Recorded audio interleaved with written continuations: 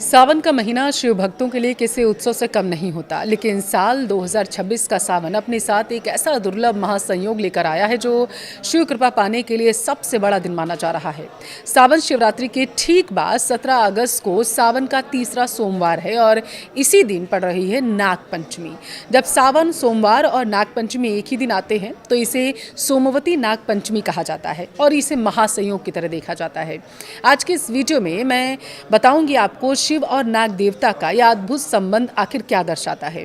इस दुर्लभ योग में महादेव और नाग देवता की पूजा किस विशेष विधि से करनी चाहिए, कौन से सिद्ध मंत्रों का जाप आपको करना चाहिए और सबसे महत्वपूर्ण नाग पंचमी के दिन वो कौन सी गलतियां हैं जो आपको भूल कर भी नहीं करनी है। तो वीडियो को लास्ट तक जरूर देखिएगा। नमस्कार, आपके साथ मैं पल्लवी रविंद्र सिंह।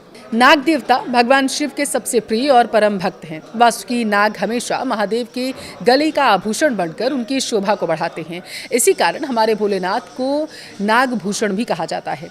लेकिन क्या आपने कभी सोचा है कि यह संबंध दर्शाता क्या है?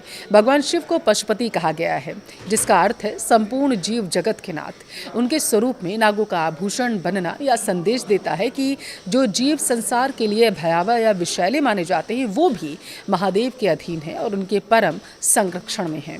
नाग विष का प्रतीक है और शिव नीलकंठ है। जब समुद्र मंथन से हलाहल विष निकला था तो तब सृष्टि को बचाने के लिए शिव ने उसे अपने कंठ में धारण किया था। इसलिए शिव के कंठ में वासुकी का होना उनके विष भय और मृत्यु पर पूर्ण कंट्रोल का प्रतीक माना जाता है। जो भक्त इस दिन शिव और नाग देवता दोनों की पूजा एक साथ करते हैं, उनके जीवन से काल सर्प दोष, अकाल मृत्यु का भय, हर प्रकार की बाधाएं हमेशा के लिए दूर हो जाती हैं। आइए आप जानते हैं कि 17 अगस्त को इस महासंयोग में पूजा की सही विधि आखिर क्या है।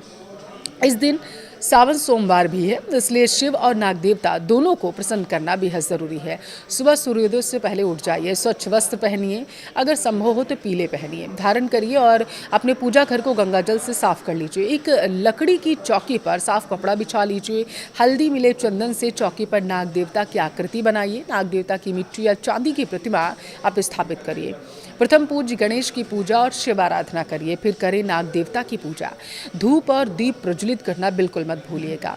परंपरा के अनुसार नाग देवता को खील, बताशे, दूध, चीनी, खीर का नैवेद्य यानी भोग लगाना बहुत अच्छा माना जाता है और उसके बाद अंत में हाथ जोड़कर नाग देवता महादेव से अपने परिवार की सुख शांति, समृद्धि, किसी भी प्रकार के सर्प भय या रोग से रक्षा की प्रार्थना करिए। जहाँ शिव पूजा में श्रद्धा का महत्व है, वहीं कुछ नियम भी हैं। कई बार लोग अनजाने में पुण्य कमाने के चक्कर में पाप कर बैठते हैं। आइए ये भी जानते हैं कि इस दिन आपको क्या नहीं करना चाहिए। जीवित सांप को कष्ट मत दीजिए कभी भी। देखिए, सपेरों से जीवित सांप को पकड़कर पूजा ना करिए। सांप के मुंह में दूध जबरदस्ती मत डालिए। विज्ञान और धर्म दोनों मानते हैं कि सांप कभी दूध दरअसल पीता ही नहीं है, यह उनके लिए हानिकारक है, जानलेवा है। पूजा के लिए नाग देवता की प्रतिमा, चित्र या मिट्टी के स्वरूप पर ही आप प्रतीकात्मक तौर पर भोग लगा दीजिए। रसायनों का इस्तेमाल मत करिए। देखिए, आस्था के नाम पर जीवित सांप को सिंदूर, हल्दी या कोई भी रंग सीधे तौर पर ना लगाएं। जीवों की रक्षा करना महादेव की सच्ची आराधना है, क्योंकि वो तो पशुपति नाथ है और अगर आप पशु, जीव जंतुओं की अगर आप सेवा नहीं करेंगे तो आपको उनके नाथों का आशीर्वाद कैसे मिलेगा। अब देखिए, भूमि ना खोदें। नाग देवता नाग पंचमी के दिन धरती खोदना, खेतों में जुताई करना या किसी भी प्रकार से मिट्टी को काटने, छीलने के कार्य पूर्णतः वर्जित होते हैं। ऐसा माना जाता है कि धरती के अंदर नागों का वास होता है और खुदाई से उन्हें कष्ट पहुंच सकता है। सुई धागे का इस्तेमाल भी इस दिन आप कुछ जगहों पर वर्जित माना जाता है, हो सके तो आप भी मत करिए।